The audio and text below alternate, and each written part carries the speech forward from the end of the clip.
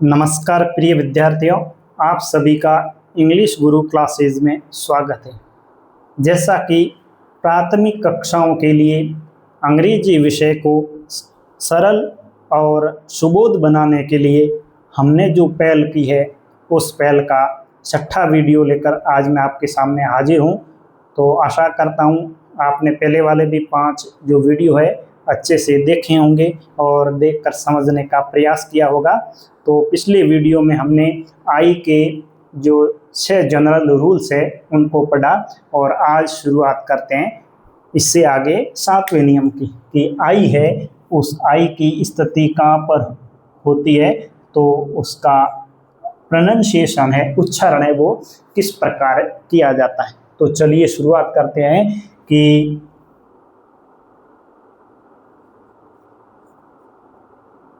जब किसी शब्द में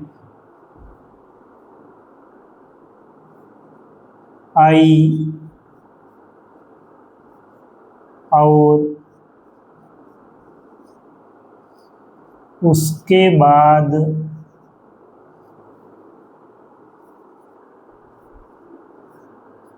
GHT आए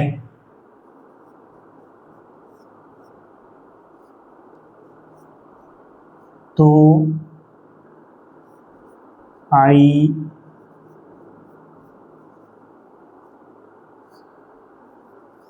आई की साउंड देगा।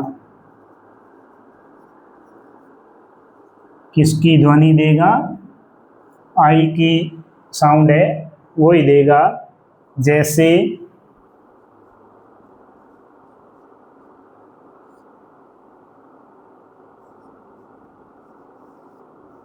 लाइट, फाइट,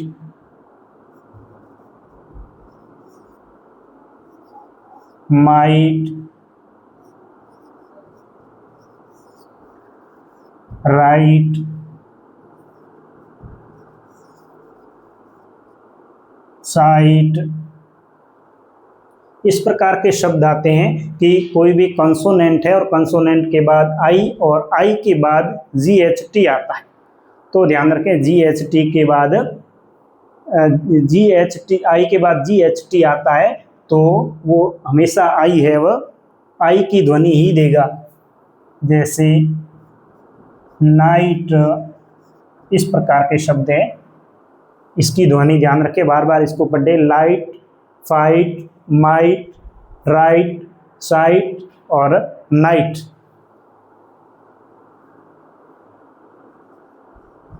इसमें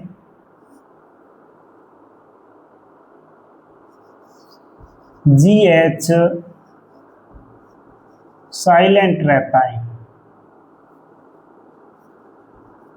GH क्या रहता है? साइलेंट रहता है, यानी GH का उच्चारण इसमें नहीं किया जाता है। LIGHT, तो लाइट, GH का उच्चारण नहीं है। Light, fight, right, site, night, इसमें GH साइलेंट रहता है, ये ध्यान रखें। इसका आई का नेक्स्ट जो रूल है 8वां, अगर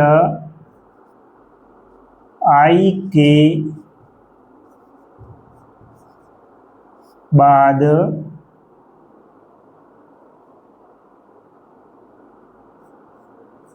ND या LD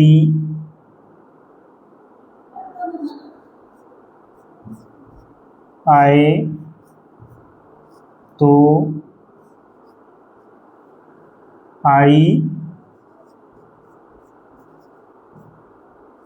आई की ध्वनि देगा।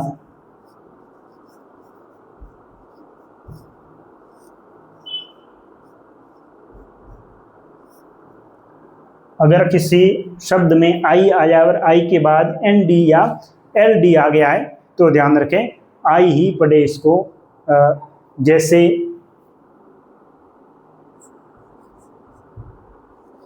माइंड, फाइंड,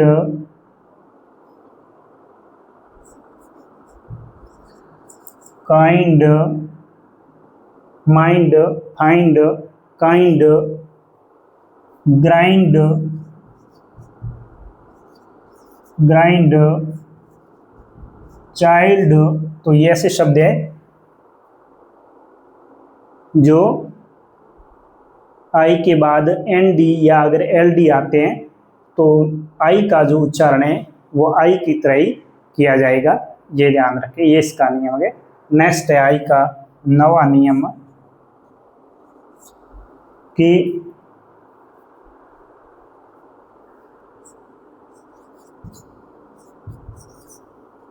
किसी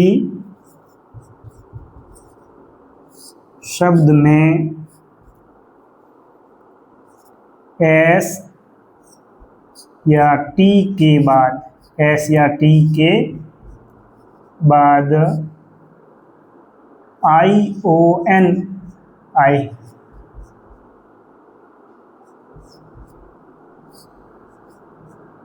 तो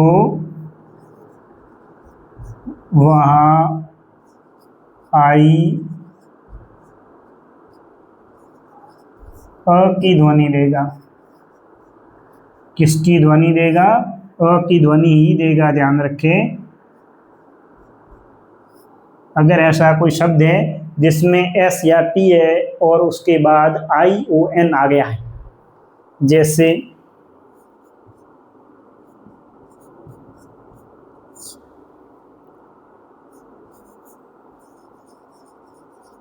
राशन, टी है और उसके बाद आई ओ है, आई ओ एन है, तो राशन, क्रिएशन,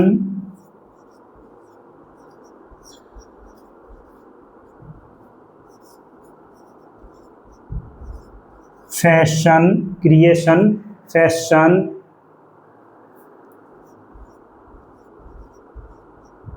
पेंशन,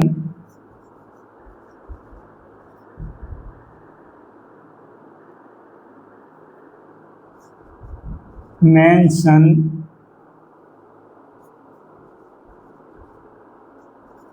टेंशन, इस प्रकार के अगर शब्द आते हैं जिसमें एस या टी के बाद आई ओ एन आता है तो ध्यान रखें, इसको क्या पढ़े? अ ही पढ़े। और जो पीछे वाले जो शब्द है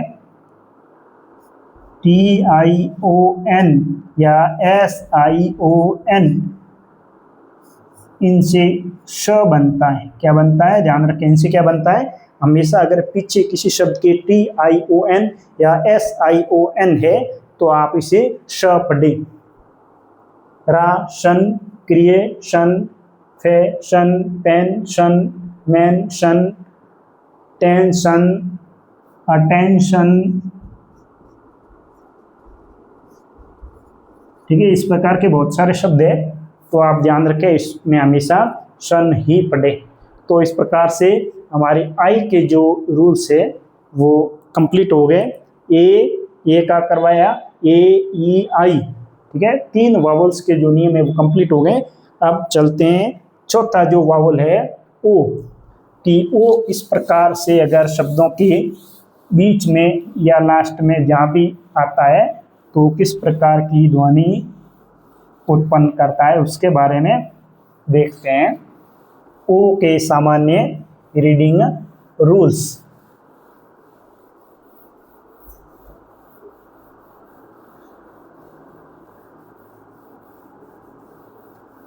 तो आइए शुरू करते हैं ओ से, कि ओ के नियम। ओ का जो फर्स्ट नियम है वह है कि जब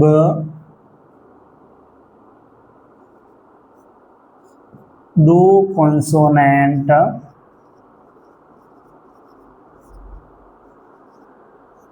के बीच में ओ आए तब यह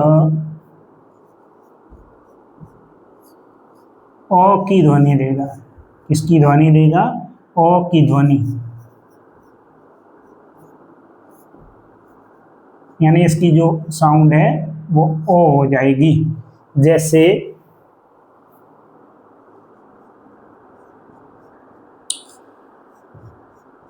हॉट पॉट गोट, हॉट पॉट गोट टॉप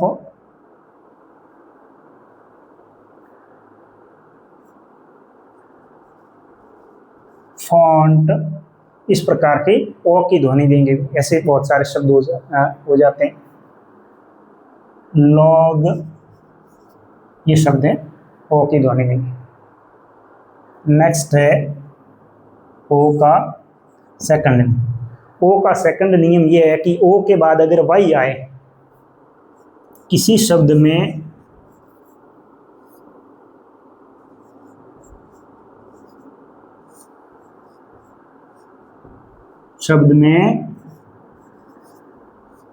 ओ के बाद वाई आए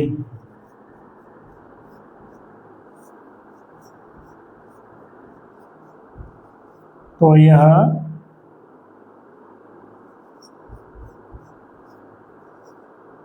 ओई, ओई की ध्वनि देगा। ध्यान रखें, किसकी ध्वनि देगा? ओई। जैसे B O Y boy, toy,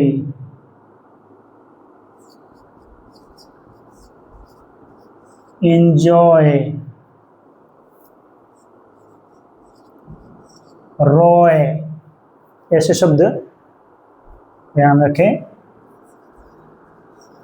loyal, तो ओ के बाद वाई आए तो ओई की ध्वनि, ये ध्यान रखें।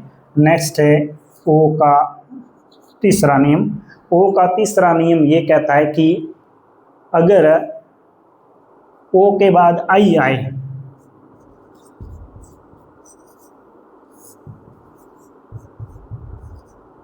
किसी शब्द में, ओ के बाद आई आए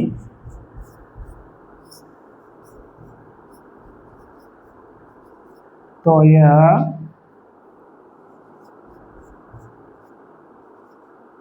ओई की ध्वनि देगा। ध्वनि देगा। जैसे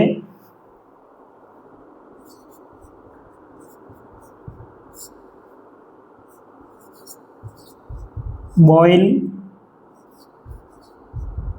फॉइल, कोयल,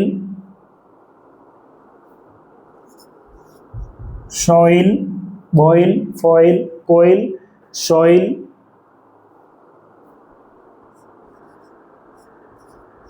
मॉइस्ट, हॉइस्ट, ये शब्द है जो ओई की ध्वनि देगा। नेक्स्ट है ओ का चौथा नियम। ओ का चौथा नियम ये कहता है कि ओ के बाद यू आने पर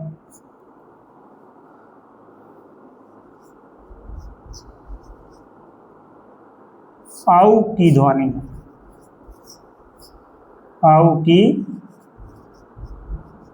ध्वनि होगी। अगर ओ के बाद यू आ गया है, जैसे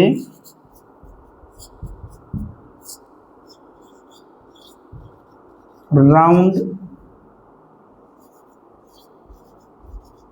sound, found,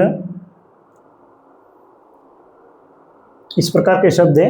round, sound, found, wound,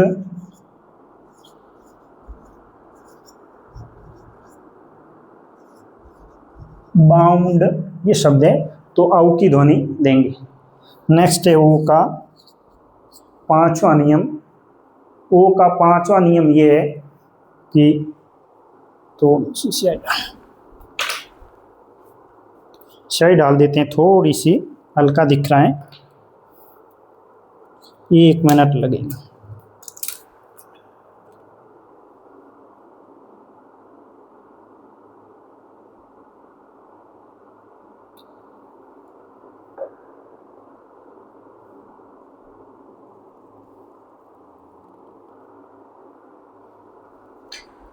पांचवा नियम ये है कि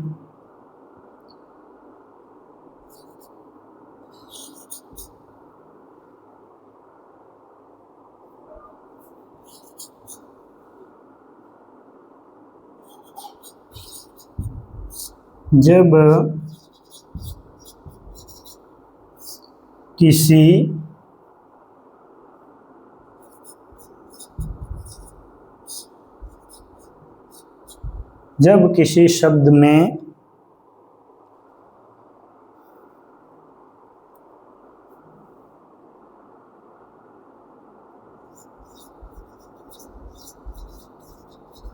कॉन्सोनेंट के बीच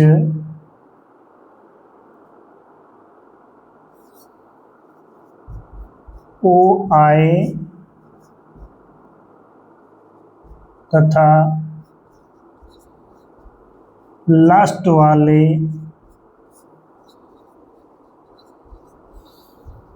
कॉन्सोनेंट के बाद ई आए, दो कॉन्सोनेंट के बीच में ओ आ गया और लास्ट वाला जो कॉन्सोनेंट है उसके बाद में अगर ई आ जाए तो इसे ओ पढ़ेंगे। आए तो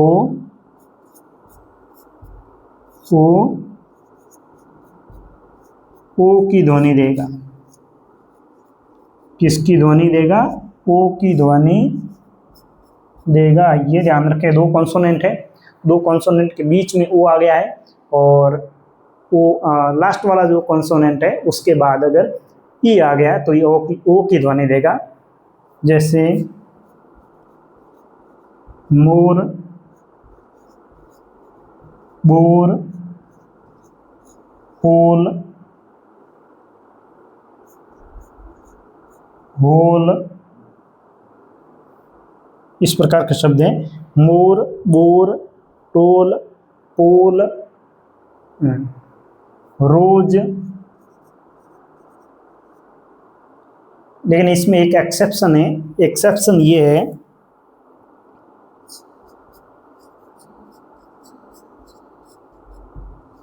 एक्सेप्शन यानी अपवाद। क्या है? बहुत सारे अपवाद होते हैं इंग्लिश में, तो अपवाद है कि अगर ये नियम किन किन शब्दों पर लागू नहीं होता है तो वो शब्द है कि जैसे NONE, इसको नन पढ़ते हैं, न कि नॉन। नन, डन, लव,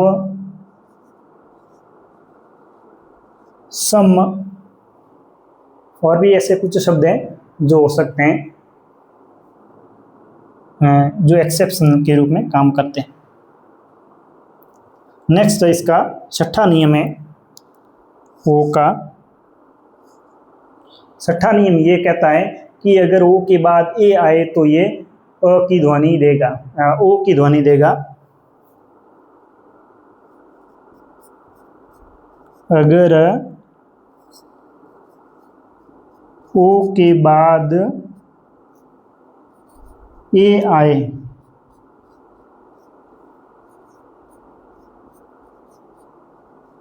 तो यह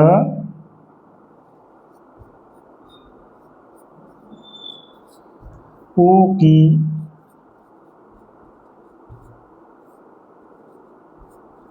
ध्वनि देगा। जैसे जैसे शब्द है कोट है,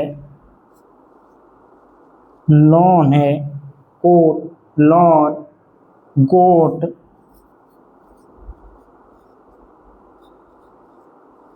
बोट, रोड, ये शब्द हैं जो ओ के बाद ए आए तो ओ की ध्वनि देंगे। तो आज की क्लास में बस इतना ही। नेक्स्ट जो वीडियो है उस वीडियो में अपना ये जो साउंड वाले जनरल रूल्स है वो कंप्लीट करवा देंगे। आशा करता हूँ आपको वीडियो अच्छा लगा तो लाइक, शेयर और कमेंट्स जरूर करें, अपने दोस्तों को ज़रूर बताएं। Thank you.